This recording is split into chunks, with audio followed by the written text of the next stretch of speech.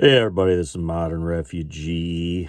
I wanted to kind of reinforce a opinion of mine here, and what that is basically preparedness and prepping is a serious business. It's a serious game. I know, being on YouTube, people have a tendency to, I don't want to say harass preppers, but they have a tendency to make inflammatory comments. What are you afraid of? Are you a Chicken Little waiting for the skies to fall? You're nothing but a fear monger. You're always looking at the bad side of things. You're a pessimist. I've gotten pretty much all the comments over the years like that. But as things progress, there are more and more natural disasters. There's more and more potential for economic problems. There's more and more political strife. There's conflict. There's always been a chance of a third world war, even back to the Cold War when I was growing up. But there wasn't that instability like there is now. There is instability everywhere from local governments and local areas, whether it's natural, whether it's economic, whether it's socio-political, whether it's, conflict related. There is instability everywhere. There is no part of the globe that really is 100% insulated from everything that's going on, because we are all, humanity as a group, whether you want to admit it or not, we are all connected to the world that we live in. Now, there might be some places that are safer than others. There might be some areas where you can scrape out a living easier, or you can be more self-sufficient. But in my opinion, there is no place that's 100% safe. Things can happen pretty much anywhere, and especially in this day and age, and that is just getting worse. And, I guess my prediction for the next 10 years is more of the same. There's going to be more of the same stuff, and things are seeming to me accelerating. Things aren't like they were. There has been some type of change, some type of shift in our world. And I don't really know what word to use to describe it, but there is just a basic instability and chaos in the world that hasn't been there before, which makes preparedness a serious game. It's not a joke. It's not something to make fun of somebody. And it takes a lot to be prepared in a lot of situations. And I can make videos, and I've made hundreds and hundreds of videos on different little tips and tricks and things that can help people out. But preparedness is a very individual thing. Every person out there, preparedness is going to look a little bit different from person to person. It's just as individualized as anything else in this world. And there's a lot to it. It's simple and it's complicated all at the same time. There's more to preparedness than just buying some extra food or buying a couple of cases of, ready-made meals and having a water filter. There's more to it. If you have medical problems, there's another facet that's into it. If you live in an area that's prone to, natural disasters and natural problems, that's another thing that has to be factored into it. Economics factors into everything.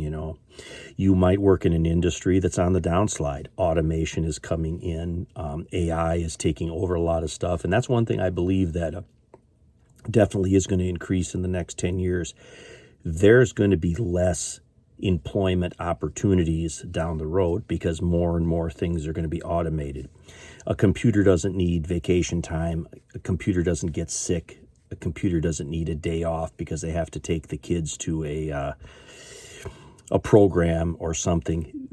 That doesn't exist. And companies want that. Companies don't look at people. You have some that, value their employees and stuff, but that's becoming less and less. It's all about the dollar signs, and it's all about what they can squeeze out of people.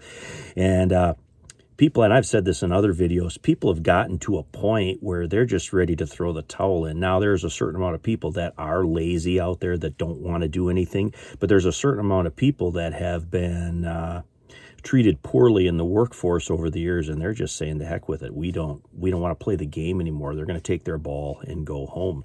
And there is a percentage of the population out there, the workforce that's out there, that is in that mindset. You have nothing but political problems here in the United States. There's political problems in Europe. Canada has its share of political problems. That causes a certain amount of instability in the population. There's always your chance of economic problems. War is good for the economy, but terrible for people. And like I said, it's never been more important to prep now than it's ever been. You have to have some type of plan to gather your family together. You have to have some type of plan to hunker down, shelter in place if something is going wrong. You have to have a plan to get out of Dodge if something does happen. You need a way to communicate with friends and family. You need to have a certain amount of insulation back against the economic problems that follow any natural disaster or man-made disaster or conflict or political strife. You have to be on top of things. We live in a cold climate here. Something happens to the power, we're going to be cold unless I have done something myself as a prepper, as a father, as a husband, as a member of this community here. I have to think of those things. How do I insulate my family? Because if something happens here, there's going to be other people that are going to be in desperate situations. But if I can take care of my family here first, that is one other family that the authorities or whatever can assist because they're not helping me. I've become self-sufficient. And anything that you can do to make yourself self-sufficient, whether it's, growing a bucket of potatoes, utilizing your natural environment around you to maybe make a little home remedies that you could maybe barter or sell, your skills, how to fix things, how to do this particular thing or that particular thing, that's a marketable item. Now you have something that you can barter and you can prop up your economic status if something happens. There is all of those things are preparedness related. That's the complicated aspect of it. It's simple. Shelter, food, water, medication, provide for your own security, have some communications. But then when you get into the small, finer aspects of those things, you realize there's a lot to it. There's a lot to communication, especially in this, electronic age that we live in. There's a lot to, protection. One person isn't going to be able to protect an entire community. Heck, one person's going to have a hard time protecting just their home environment. Being able to, produce a certain amount of food so you're not 100% reliant upon, the supply chain and the distribution of things. There is facets to every aspect of preparedness, and it's difficult, but it is something that is very rewarding. And when things do happen, you have a certain amount of resiliency where you can get through the bad times that, like I said, for the next 10 years, I don't see anything changing. It's just going to be more of the same. It's going to be accelerated. It's going to be worse.